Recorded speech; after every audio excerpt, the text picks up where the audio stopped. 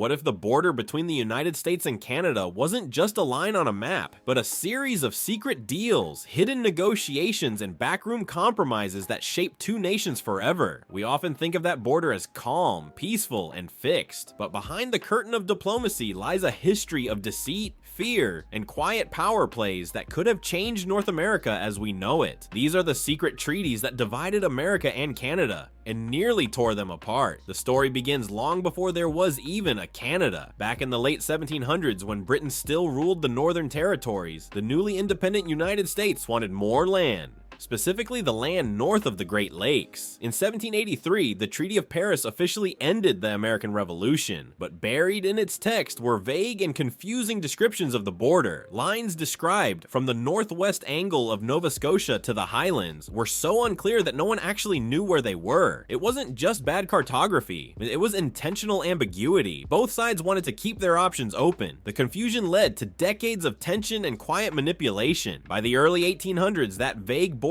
turned into a powder keg. American settlers kept pushing north, convinced the land was theirs. Britain, protecting its remaining colonies, began fortifying outposts along the Great Lakes. The War of 1812 exploded from these simmering disputes, and when it ended, neither side could claim true victory. But something more important happened: the realization that future wars could be decided by treaties instead of bullets. So both sides began negotiating in secret. One of the first quiet power deals came with the Rush-Bagot Agreement of 1817. On paper, it was simple. Both sides agreed to limit naval forces on the Great Lakes, but behind closed doors, the motivation was much deeper. Britain didn't want to provoke the US while it was still rebuilding from the Napoleonic Wars, and America, exhausted and divided, couldn't risk another conflict. The agreement was a silent truce disguised as peace. It laid the foundation for what would later become the longest undefended border in the world. But make no mistake, it wasn't trust that built it. It was mutual exhaustion and quiet calculation. Then came the Webster-Ashburton Treaty of 1842, which redrew parts of the US-Canada border through Maine and New Brunswick. What made it controversial wasn't the public negotiation,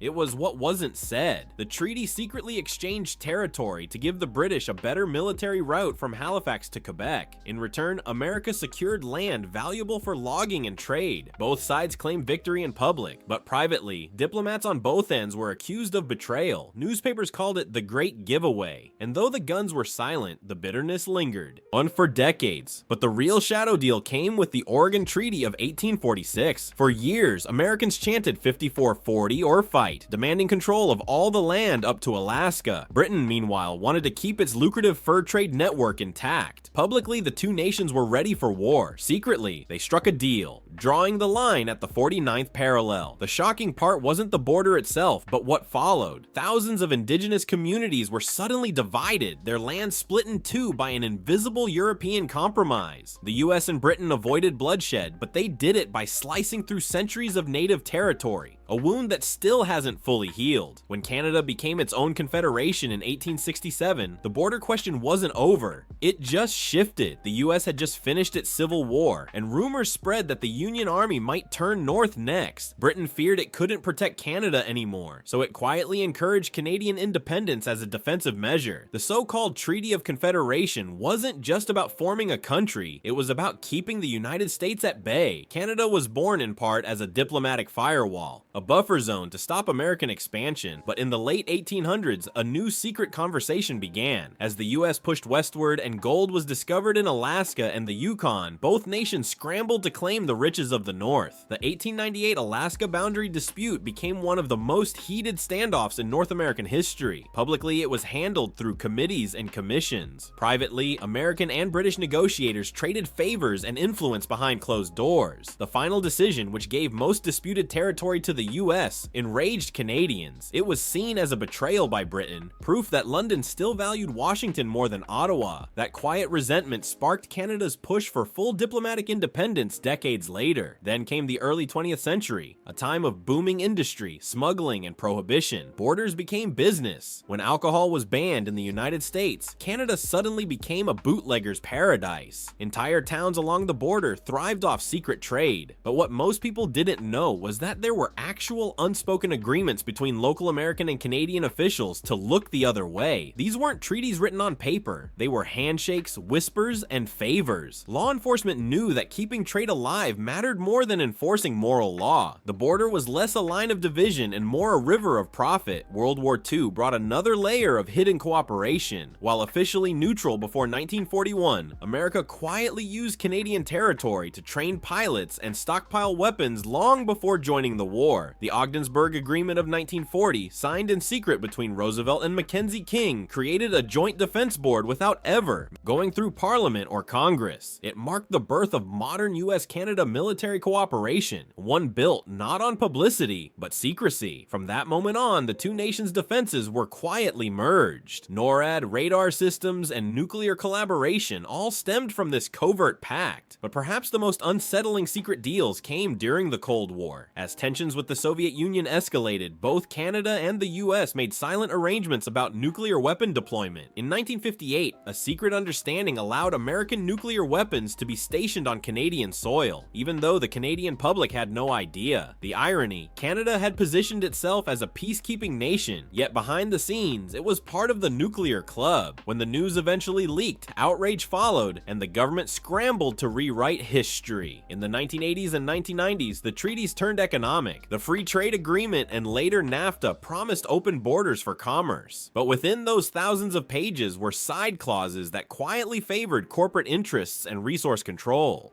Canada gained trade access, but the US secured long-term energy rights that critics said tied Canada's hands for decades. Economists called it economic annexation, a peaceful takeover through paperwork. It wasn't the invasion of 1812, but to some Canadians it felt just as real. And yet, for all the secrecy, not every deal was betrayal. Some hidden treaties saved lives. After 9/11, while the world focused on airports and terror alerts, the US and Canada signed unpublicized emergency protocols to allow each other's militaries to operate across borders in case of attack. These weren't publicized for fear of panic, but they ensured mutual protection. It was the ultimate irony. Two countries that began with deceit and division had become each other's silent guardians. Today, when you drive across that peaceful stretch of road between Buffalo and Ontario, or fly over the invisible line between Montana and Alberta, you're crossing centuries of negotiation, conflict, and compromise. Every inch of that border was shaped not just by geography, but by whispers, by diplomats who traded land for peace, and by governments that made choices in shadows to avoid wars in daylight. The truth is, the US-Canada border isn't just the world's longest peaceful frontier, it's also one of the world's longest running balancing acts, built on promises, secrets, and a mutual understanding that peace sometimes requires what history books never mention, because sometimes the strongest treaties are the ones never written, only understood.